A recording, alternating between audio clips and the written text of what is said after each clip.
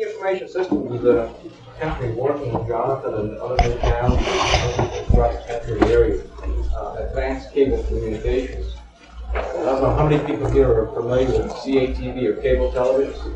Is anyone familiar with it or aware of it? This is the kind of thing we find that most people have kind of heard of it. We've got a short slideshow. We'll show you a couple minutes to give you some basic background information on what cable is all about and how it leads into what we call a community information system, a two-way interactive system. And here we don't really talk about cable television because there's nothing really magic about cable. Most of the systems in the country today are small mom-and-pop systems, primarily in rural areas where reception has been a problem. But we see cable starting to come into the metropolitan, urban, suburban areas where most of the people in the country live these days. And the exciting thing about cable is its potential for delivering a wide variety of communication services. On the back wall, we talk about community information system and a community program, because one of the programs we're working on here for the Department of Housing and Urban Development is really trying to determine from the people themselves what types of services are important to them. For instance, we're trying to see how cable can really serve the needs of the community in areas such as education, healthcare, religion. To better understand cultural and its potential for changing the information and communication of our society, we must go back some 24 years to the Valley. What we're really looking at is how it can really serve people, and what we're trying to do is maximize community involvement through seminars and group presentations to the community use of the facility, as you're doing today, and working with people in the community, come up with some joint programs so we can take this exciting communications media and test it in the community. And right now we're working on two programs, one in the medical area and one in the educational area, where we were in the medical area tying two clinics and a hospital together. So they're located, clinic down the hall and the hospital located in Laconia about 12 miles away, and providing the doctors with two-way audio-visual communication so they can see each other, talk with each other, talk with patients, even though they're 12 miles apart. And I think this can be used to improve the efficiency of the healthcare delivery system and make it more economical. On our wall, it's kind of just an overlay of the area. Up in the top left-hand corner is a large master antenna, and CATV stands for Community Antenna Television. And basically, about all the systems in the country today have a large antenna running cables primarily to the homes. But when we begin to talk about a community information system, it's a two-way interactive system. People can now participate or become active. Where television, as we know today, is passive. You can change the channels, you turn it on and off, that's about all you can do with it. So what we have then is kind of a communication center that has equipment for originating programs and computer equipment for processing the flow of information on the cable network. And now we can begin to provide data communications for industry, a whole variety of communication services for the home, information retrieval, interactive education, going out to some of the more far-out applications of electronic mail delivery. You don't have to physically send a letter through the mail. You can do it over the cable and have a machine, a facsimile machine, something like a Xerox machine, print it in your own home. Medical applications, educational applications, detective services, municipal services, banking services. And again, we're not limited to one geographic area. Because via microwave, we can try this into the Twin Cities area and make some of the services of the city available to people out here. Library, education, medical services, shopping services, and so forth. So what we're really talking about is a system that, in my view, and the view of a lot of other people, is going to have more impact on people than any other technology in the next 10 to 15 years. It literally has the capacity for changing lifestyles. It may not be necessary 5 years or 10 years from now, but people physically come down here because via the two-way. You can talk with people, you can deal with people, you can deliver services that way. For this to recycle, and then we'll go through the program. What we have here is a demonstration and an operating two-way interactive system. And what we're trying to do is expose as many people as we can to the capabilities by giving them the hands-on operating experience. And in a little while, we'll give it a go and call up some programs to see how a system like this might work for interactive education in the home or in your school or where you work, for information retrieval, for entertainment applications. We've got a simple game called Catch-Toe on here where you play against a central processor. How this like this can be used for merchandising or for opinion polling to enhance citizen feedback and get people more involved with what's going on in their own communities. I think one of the things that really try people really get involved is when there's a tax issue, tax increase, or keep it low for school boards when there's a new bond issue coming up and, that directly affects their taxes.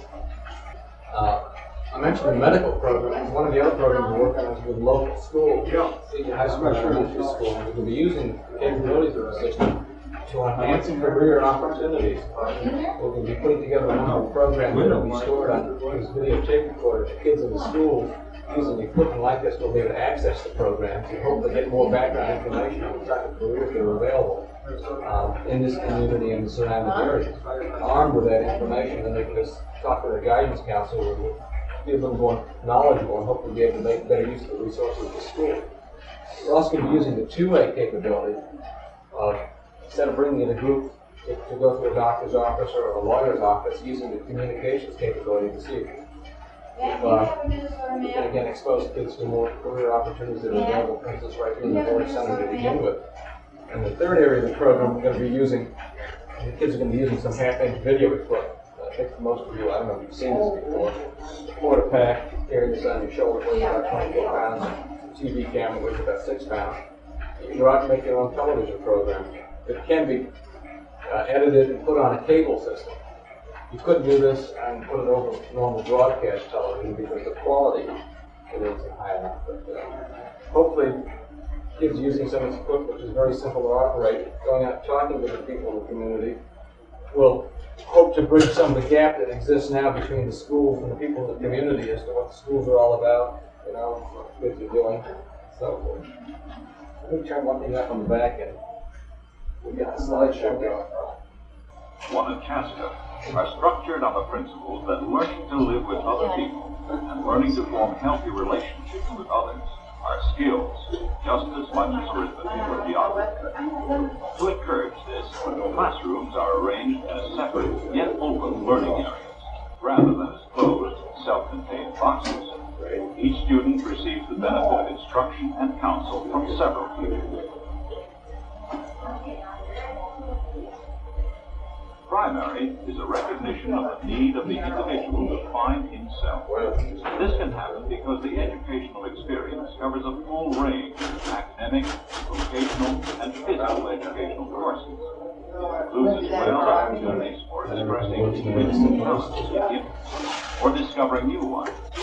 The student commons is much more than just a life course. To better understand cable and its potential for changing the information and communication patterns in our society, we must go back some 24 years to the valleys of Pennsylvania and Oregon, where CATV was born. CATV, or Community Antenna Television, is a system which delivers clear signals to the home TV set. Many rural and small town communities cannot receive broadcast signals of good quality because of distance from transmission points or because of physical obstructions. To receive a good quality television, a large master antenna was built on a high point near a community. Over-the-air signals picked up by the antenna were then transmitted to local subscribers via a cable which ran into each subscriber's home. These CATV signals, however, were one-way only. That is, the TV signal went from the CATV center to the subscriber's phone only. This is still the basic type of cable system used today. But the most exciting and far-reaching capability of cable is its two-way capability. Two-way means that not only does the CATV system send signals to the subscriber, but the subscriber can also communicate back to the communication center or with other subscribers in the cable system. This two-way capability, which we call a community information system, brings some very exciting new communication services to the homes and businesses within the community. Services such as two-way educational programs, from preschool through continuing adult education, citizen opinion polling on local issues, national affairs, and political candidates, magazines and papers, telenewspapers on home facsimile systems, push-button home shopping, information retrieval from libraries, computers or home memory banks, inter-business and intra-office communications. In this system, your home television set will become the information display system. To communicate with other subscribers in the system, you would need a terminal unit called a responder, which has a unique address. And this unit would be connected to the TV set. A community information system transforms a passively given television into an active participation. The number and variety of public services which the community information system might provide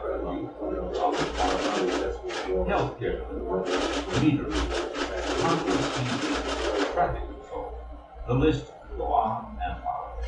Perhaps you could suggest uses no one has thought of yet. Two-way cable technology will have a monumental effect on communications and in the entire world during this decade. Because two-way cable will affect all of us, it's vital that citizens be directly involved in determining how a two-way cable system should be developed and in determining what services it should provide. Therefore, the United States Department of Housing and Urban Development has sponsored this demonstration for the purpose of finding out what services a community needs. It's important that you participate in the demonstration you're about to see and hear, and that you let us know what you think about two-way cable development and its expanding capabilities.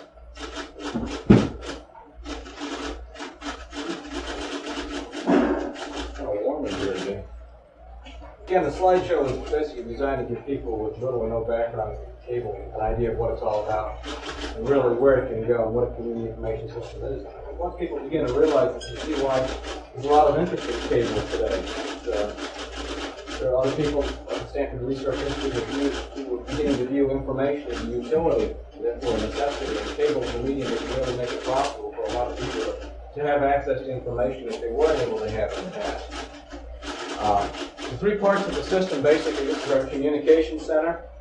This is an idea, a small section of the cable distribution network. This is some half-inch coaxial distribution cable. This is an example of an older two-way amplifier. And by two-way is we have signals being sent out to various locations and coming back from each subscriber. This is a 1-inch videotape recorder that we've modified to make it random access. We can go in and select any one of a number of programs on it. And this is a half-inch tape recorder. Now, hopefully, we'll be all set to operate. Basically, the way the system works and the beauty of the system is it works with a conventional television set. There's nothing special about this set. We see conventional over-the-air channels on here, and we're using one of the channels as our index channel. And the part that makes it interactive in two-way is this terminal, which we call a responser unit. And this terminal has a unique address built right into it. And what happens at the communication center, we send an address out to everyone, but only one unit recognizes it, and it says electronically, hey, I'm here.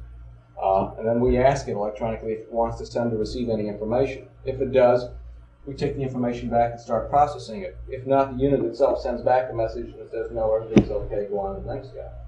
And in that message it sends back, it can read the status of any alarms, for instance, it may have in the house. Right now on the window we've got a little intrusion alarm and a little heat sensor to show that how you can use this for protective services. And every time this is being polled, it's being polled every time that light's blinking on and off, it's sending back a message saying, no, the alarms are okay and everything else is okay. The size of the cable that comes into your home is about 1/4 inch in diameter, but it's a tremendous information carrying capacity of the cable that makes it unique. And this cable today could carry the equivalent of 50,000 telephone conversations all at the same time, or about 30 television channels on one cable.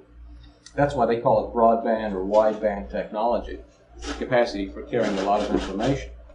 To give you an idea of how fast the system can work too, is we go out and pull one location after another. You can do about 10,000 of them in 3 seconds, giving each location a chance to send and receive information. And this uses a very small part of the total capability of the system. Okay, rather than talk about it, to show you how it works, we've put together a number of programs. The first two, Jonathan Holmes and Our Community, demonstrate a basic information retrieval capability. Learning is Fun is an interactive educational program. Tic-tac-toe interactive entertainment.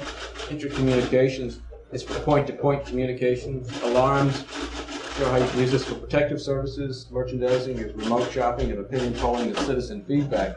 And what we do is, again, open it up to the people here. I've worked this a number of times, so if you'd like to see how the system works, then just pick out a program, call it up, and I'll help you read the numbers. It's kind of hard to read. kind of start off with an easy one that everyone kind of likes. We had lines of kids in here the other day for it. That's tic-tac-toe, which is an example of interactive entertainment. What you do is you put in the numbers 9308.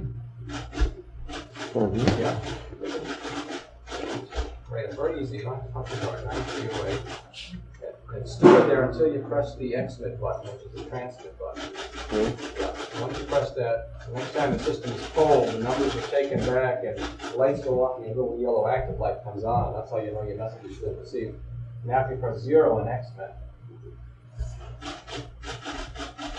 okay, you've got a tic-tac-toe board. See, the squares are numbered 1 through 9. And what you do is select the square that you want for your move. You get to go first. Select that number and transmit it, and give me the O's, and then in this case the central processor will give the X's to play against. In this case the communication center, but you could play with someone else in your own home, someone halfway across town. You can play a wide variety of entertainment type games. What are we playing? Now you're playing against a little processor back here.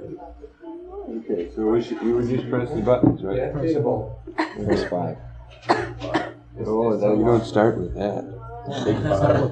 One. Corner, you gotta start with corner. One. And the X-Men button. Okay, now what? These are 5. Oh, you did 5. Oh, I did. Why take 9. Yeah, 9. And then you move and then you Okay. take another corner and Okay. get out of Okay. So. Yeah, you can write it down. Yeah. It's going to be a dead block here. Yeah, usually tic-tac-toe, you play it right and draw. Yeah, it's a dead block. What is that, 7? And take 2 on this one. And that would be a draw. But here's just a very simple example of how you might use this for interactive entertainment. It could be helpful for elderly people who don't have a chance to get out and really participate in anything. They found this kind of exciting interactive educational opportunities, or others are quite interesting. Sign off on it. We just dial 9999 in XMET. That gets us back to the index where you can call it that program or any other program. Video, rather, audio video. Well, that one was just video. Let's call it the interactive educational program. You get a combination of both, and that's 9306. Something else want to do? Yeah. More people get to use it. Yeah. 06, XMET. 0. Just take 6.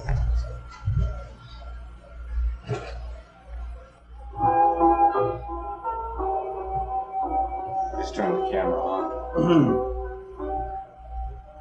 Light allows us to see everything we sense with our eyes. And Without where's this light, coming we from? would see This is nothing. coming from the back. The We've greatest got source of light we have is set the up for sun. this. As it appears to set in the evening, This we is a lose tape, some of right? that light. Well, it's a color Many camera on ways the to use light slide. comes from other sources, Slide projection light from system fire, and an or audio from tape. the moon, Oh, yeah. It's a light from program. electricity. Let's look at what light does to things that we see. Which of these objects reflects the most light? A bottle of ink, a rock, or an egg? Please give your answer to the question by pressing a number and then the button for Yeah, she transmit. stops talking. If your first choice is wrong, try another number. Of course, most of the light that bounce off or reflect the light. When we see the moon, we're actually seeing light reflected from the sun. Things that appear to be darker take in the light or absorb light, like the bottle of ink. But what is light? Light is a kind of energy like heat and electricity. When something gives off light, the light travels in straight lines called rays. Many rays of light that travel together create a beam of light. A flashlight creates such a beam. What happens when a beam of light hits different surfaces? By shining a beam of light on a piece of paper, we can see that some of the light is being stopped by the paper, and some of it is passing through to the boy's face. Things that let some of the light through, but also stop some of the light, are said to be translucent. Now he's holding up a piece of clear glass to the light beam, and almost all the light is passing through the clear glass. Things that let almost all the light pass through are said to be transparent.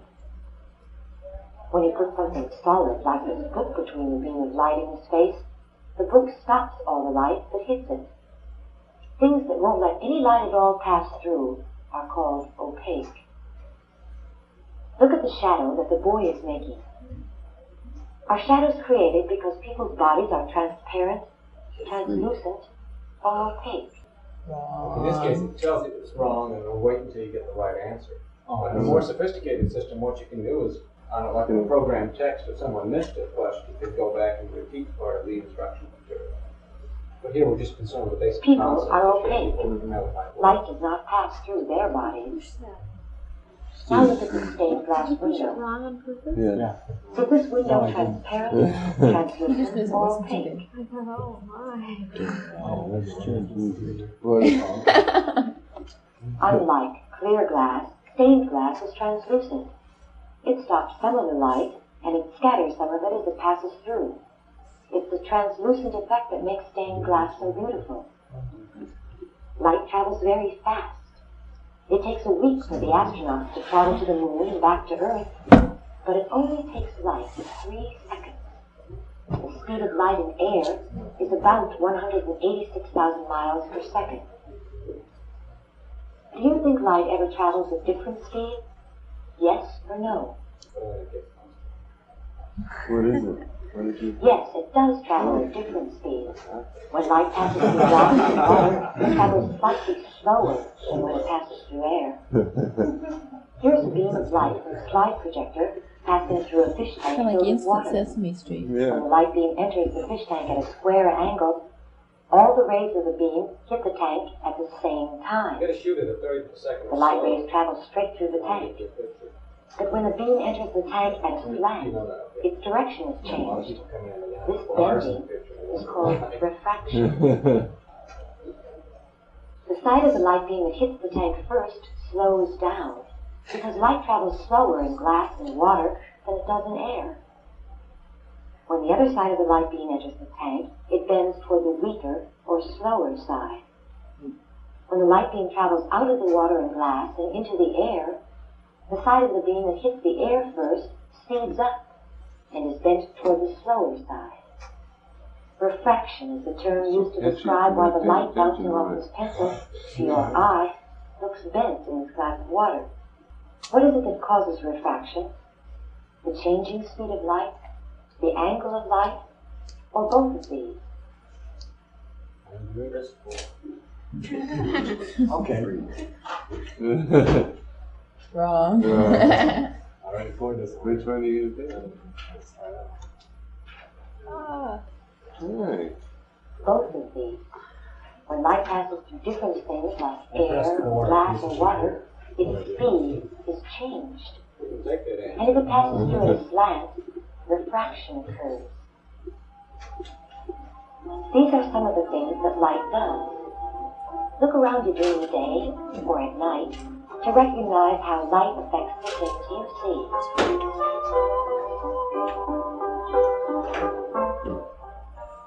I'm going to sign off on this. 9999. 49. 49? Yeah. We're going to change it to 11. This is back to the index. Here's an example of an interactive education program. I work with computer-aided instruction, and that's kind of exciting, but when you look at video aspects to it, especially you're talking about people today, especially in elementary, high school, and even college level, who've kind of grown up on a generation of television. It makes it much more exciting and much more meaningful.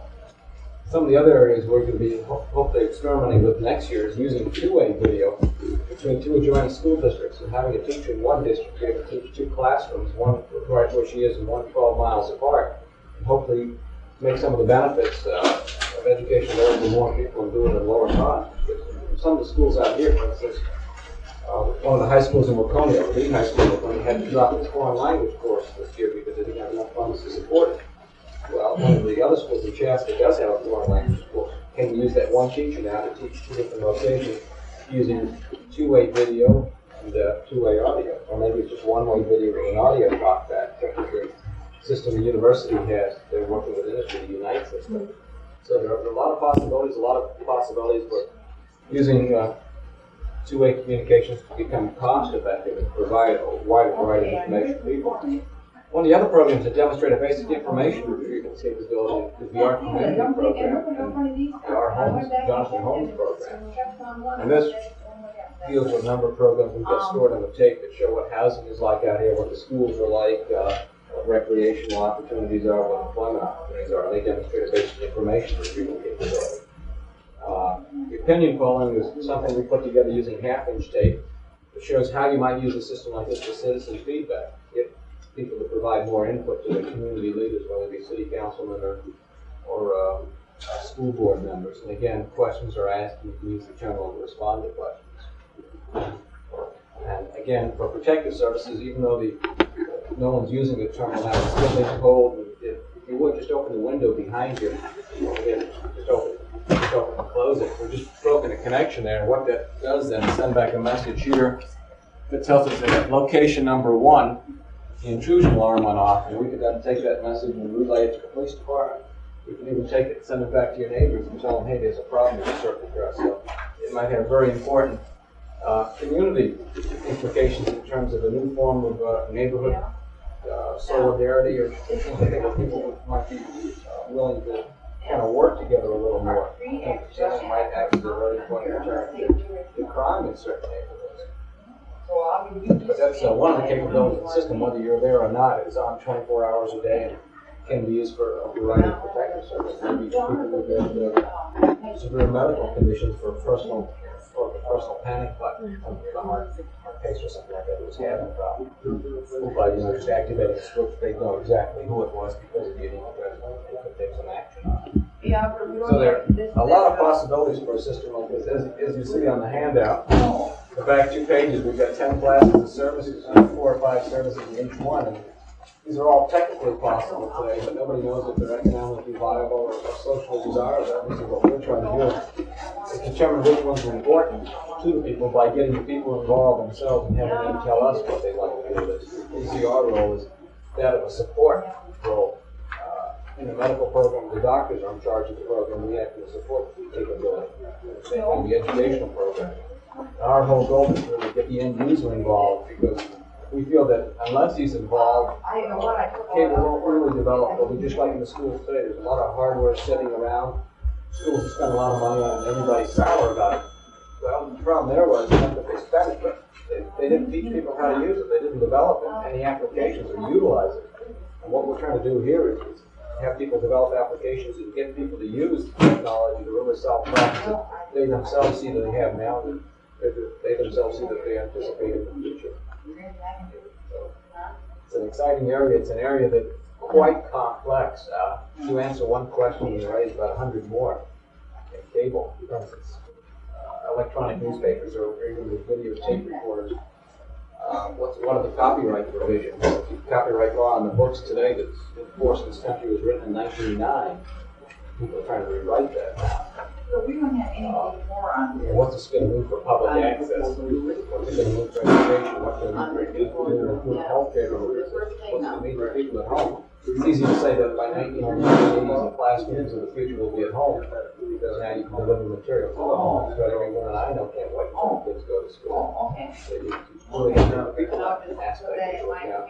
Or it could even alter the journey to work pattern, where people wouldn't have to go to an office 5 days a week, maybe just a few days a week.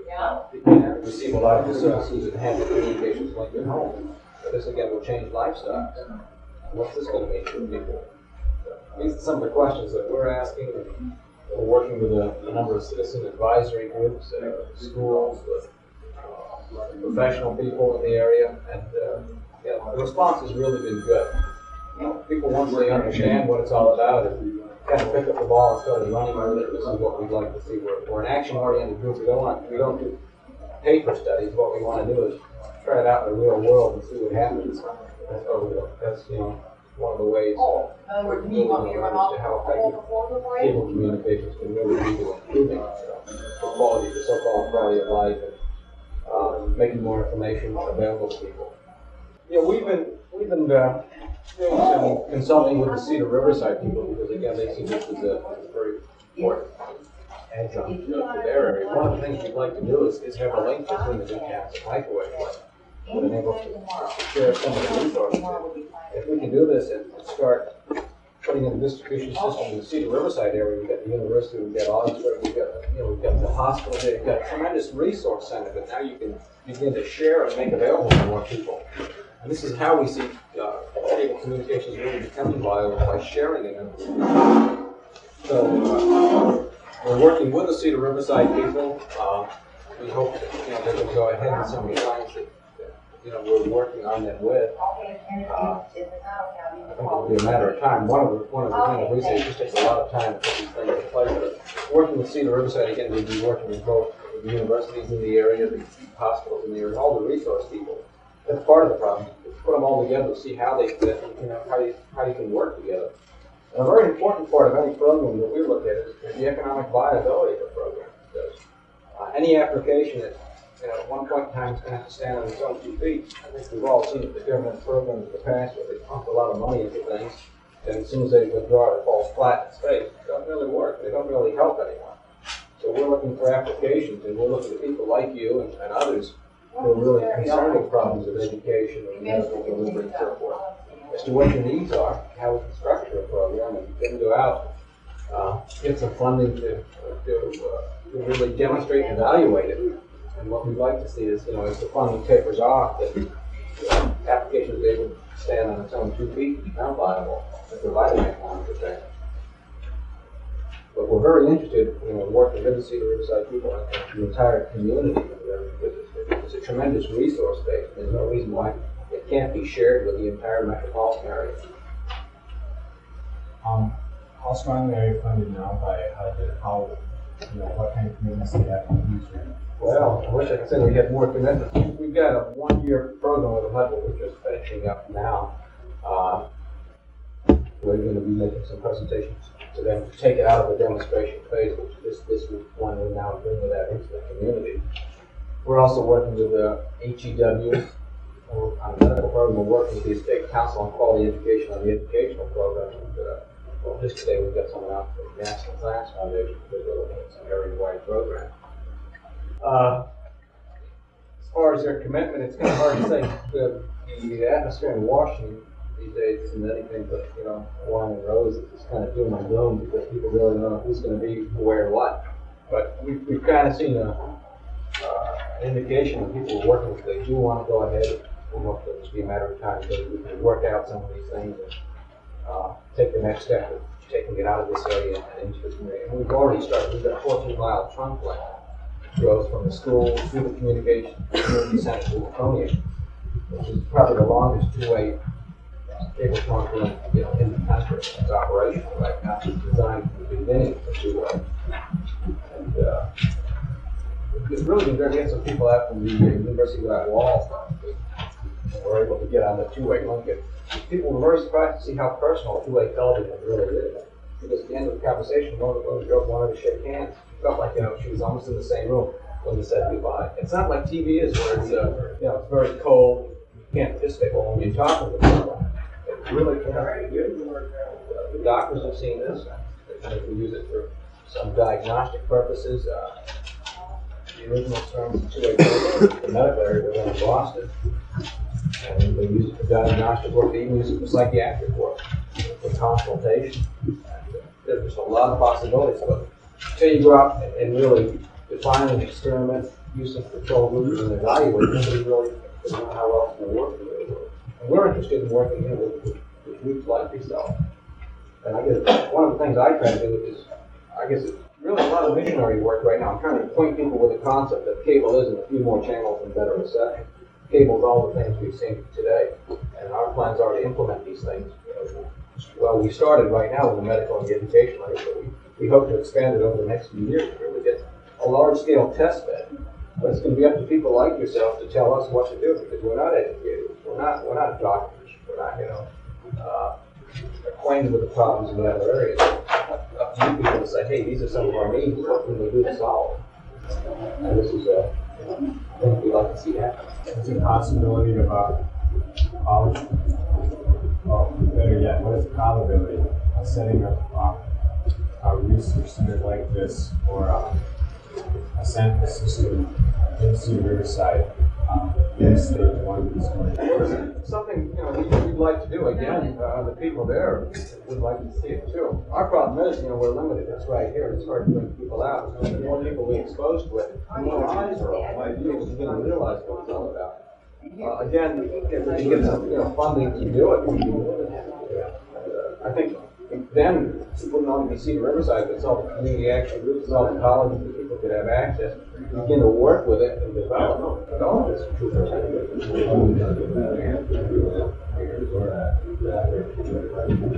definitely could be part of it. And the cable is a way to share it among a number of locations, centralize some of your main facilities, but then you share your resources. You've got a larger base to work with. That same cable that you use for this, you can use for medical applications, you can use conventional cable services. Maybe if you have the library side for information retrieval capability from the library, or just for administrative purposes among the members there. Probably using this for years. The dean's Because you're already for This may be even next, the Minneapolis College of Art and Design has had a proposal. George Stefano a couple of years ago. Still looking at the tie.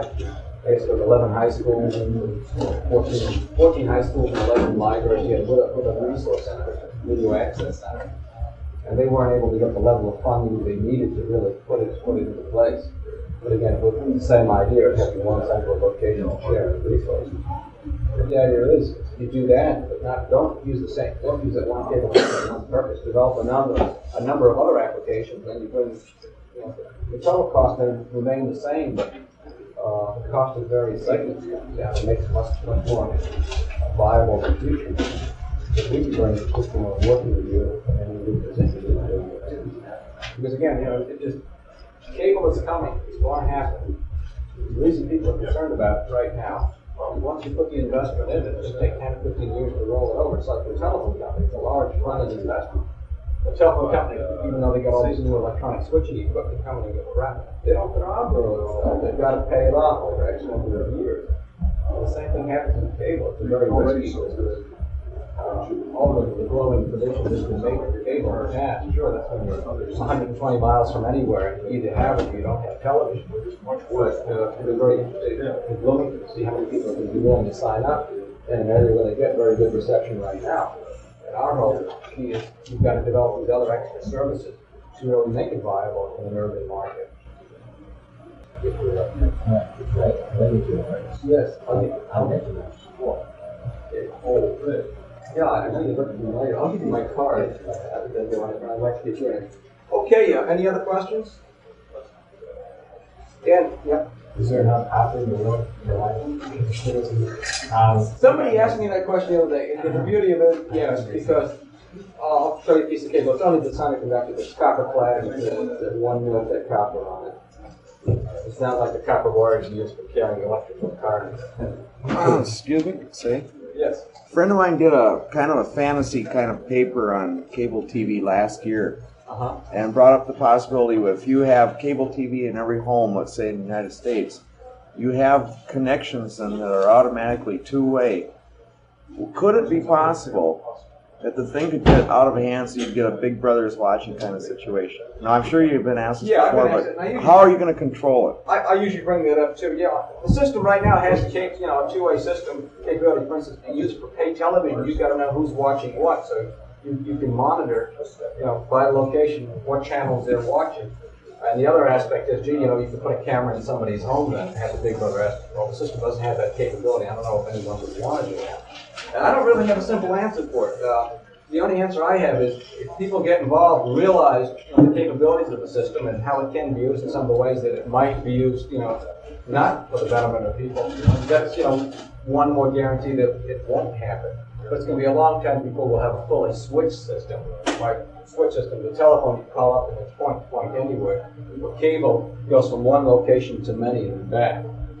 So it's not point to point. You call up one location and send to a lot of other locations. Basically, cable systems are optimized from distribution from a communication center out to a lot of points. The telephone system is optimized for distribution from one location to another on a point-to-point basis. But yeah, the Big Brother, you know, it could happen. Because the reason I was thinking about it is I kind of feel that with the elections that were just over, the American public made quite a huge mistake, and can we make a bigger mistake and get a guy that's even nuttier than Nixon in that would want to do that and say, I want to know what every person in the world is doing? Well, yeah, this is It one of kinda the arguments scares being me. made against municipal ownership of systems, because the government is owning a system that really is a primary means of communications. That's again just one of the problems with cable that it has to be answered. You know, how do you determine privacy of information if you're using it to store your own financial data? How do you make sure that you have access to it and no one else does? Or the doctors, for instance, we're looking at this problem now. That's privileged communication between a doctor and a patient. You want to make sure that anyone else on the system can't tune into that. There are methods to do that. And the more secure you make it, the more it for all the trade-offs you have. Something possible, I don't know, I remember something about this, and I really just a new computer system that's being really utilized now that, like, even two competing companies can use the same computer now, and it's so well controlled and monitored that even though the same competing companies can use the same computer system, there's no possibility of getting each other's data. You know, that's just basically a timeshare system. That's what this system will eventually be. Timeshare. We don't have enough capacity to give anyone a channel anytime they want. So there are techniques being developed. We'll be demonstrating them sometime in how you can timeshare the system. Just to give you in a nutshell, the normal TV set, everyone has received 30 complete pictures a second, 30 frames. And that's how you get motion. But you don't need motion to convey information. That learning is fun, they were still. So what we can do is send that one frame in the 30th of a second, store it locally, and play it over and over again, and then free up that channel for someone else to use. Like when you watch a football game and they freeze the guy's arm throwing the ball. It's one frame they play over and over again. So there are methods being developed to timeshare the system so you can serve a lot more people with the limited capacity you have.